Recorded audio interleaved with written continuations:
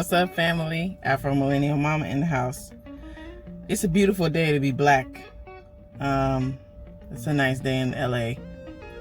Sun's out. It's gonna be hot today, but I love these mornings. Like the breeze, it's like 72 degrees Fahrenheit, and I don't know.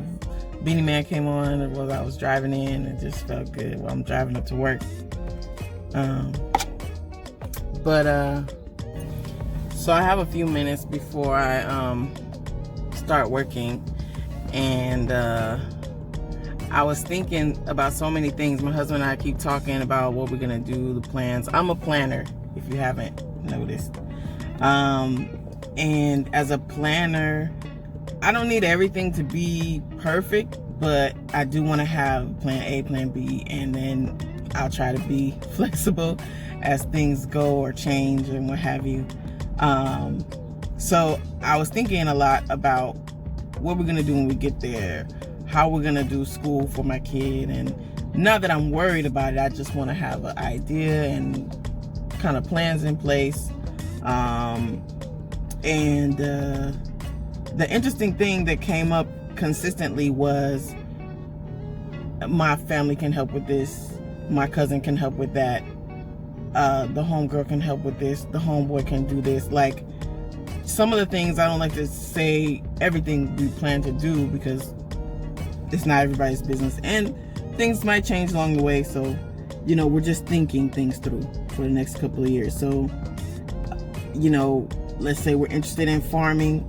He's like, the homeboy Booba can, live on the grounds and hold that down while we still in preparation of coming. Because a lot of things we plan to do, it will be a lot easier if we set stuff up now rather than when we get there we have all these projects starting.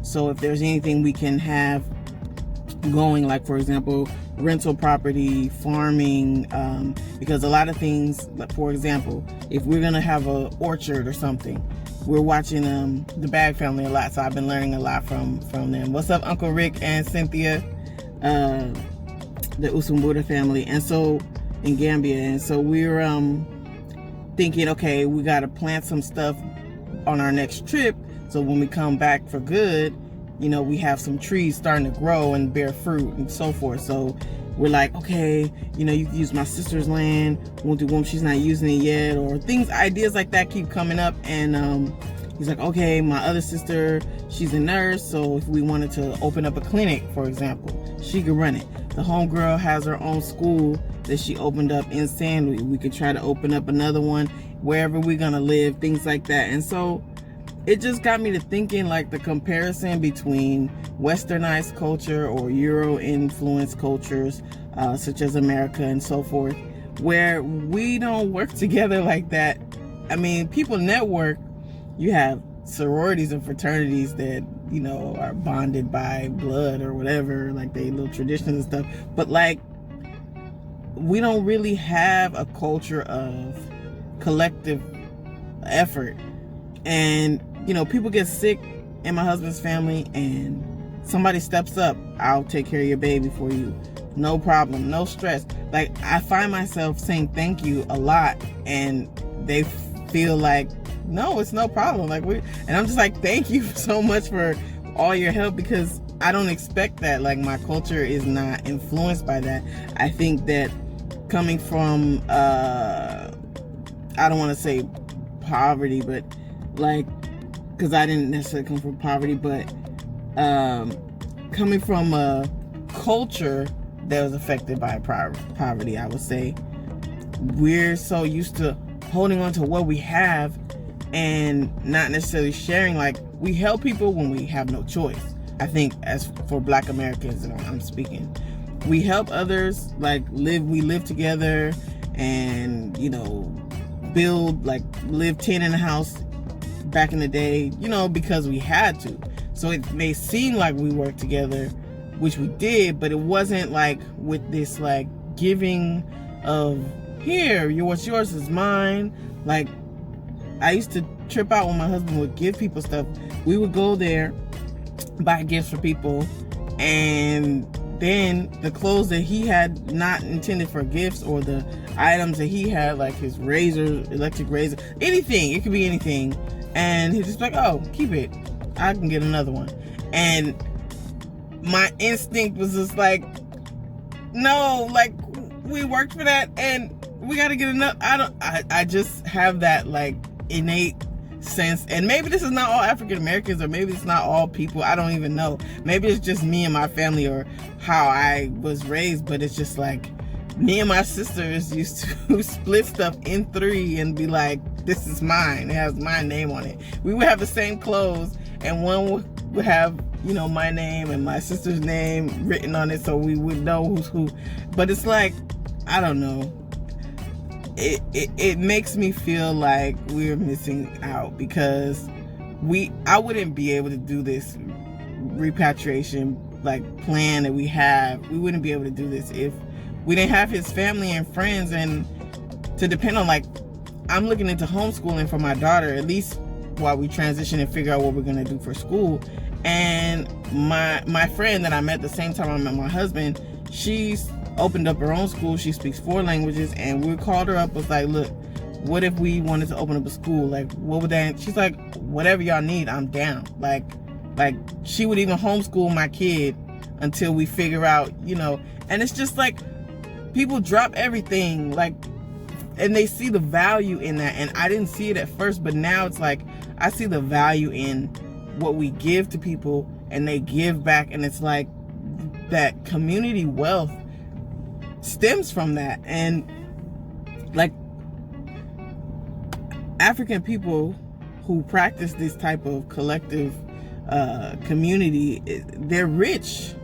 They're rich not because of the material things that they have, but because of the resources, the human resources and the labor. Like, my husband got sick on our last trip, and his sister came an hour away she studied medicine, and to treat him. And it's like, those types of things just makes me further love that we're gonna be living there. And it's no knock to you know, my culture or my family, and I know we come from the history that we come from, and it's not anybody's fault necessarily. And there are benefits to being, you know, independent, self-starter, go-getter. So I wouldn't knock any of that. I think that sometimes there can be a downside to being able to depend on everybody. And I've seen it, you know, in my travels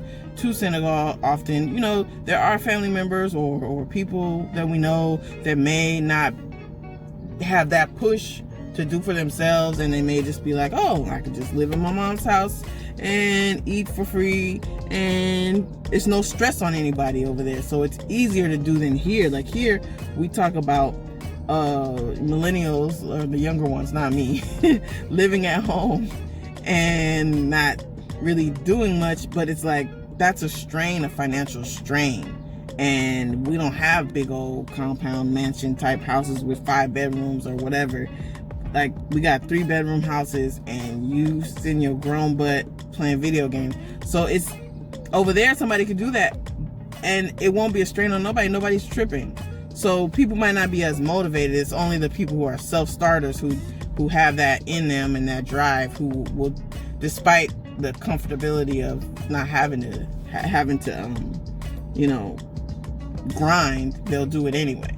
So, and y'all see my hair? Sorry about that.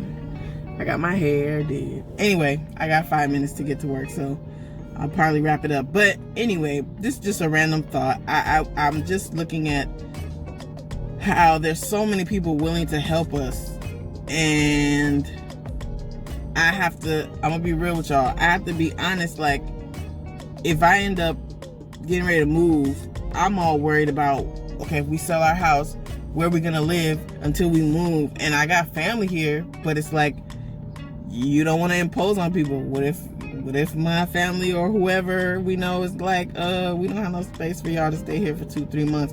But like, over there, we don't have a problem. We could go over there, build our house while we're there, so we can see what's going on. Or his homeboy can watch every day, and you don't gotta give him no money. I mean, you give him what you want to give him, but it's not like, everything is so sure, whatever you need. And then when they need something, and that's how it should be. That's how it should feel. It shouldn't be this like, gimme, gimme, gimme. What Tupac say? Gimme, gimme, gimme. Push, push, push. Take, take, take. Whatever. Like, but that's because Africa has resources and an abundance of them. And so they don't have that innate culture of like hoarding stuff and not sharing. And those of us who are influenced by Eurocentric cultures and we lived in this country, my family, probably for the last 3 centuries at least minimum. We've been influenced by those who have left where they came from because there was due to lack of resources. And so they kind of pass those habits on to us. It's contagious. We're only 13% of the culture, so we don't influence that much, and we've been taught to hold on to stuff. Like, there's people I know that maybe they used to be poor and now they're making $100,000 a year or something, and they still like hold everything. Like, I gotta have 5 TVs even though I live by myself. Or it's just, and that was me. Like, not all the way, maybe not extreme, but that was me. Like, people come over the house and I'll be like, we don't have enough food, and my husband's just like, we could buy some more, chill out. And I'm just like, duh, I'm so crazy. I'm so glad my husband, man, like, being a part of his family and his culture has really opened my eyes to a lot of things, and I'm so thankful for it, man. So anyway, let me get to work, y'all. I love y'all so much. You know how I like to end my videos. Black people, we the dopest, we the realest, we the coolest, like my cool glasses. We the baddest ever. And whether we gonna repatriate or stay here, half of us stay here and hold down the fort, whatever we gonna do, we gonna be all right. I love y'all. Peace.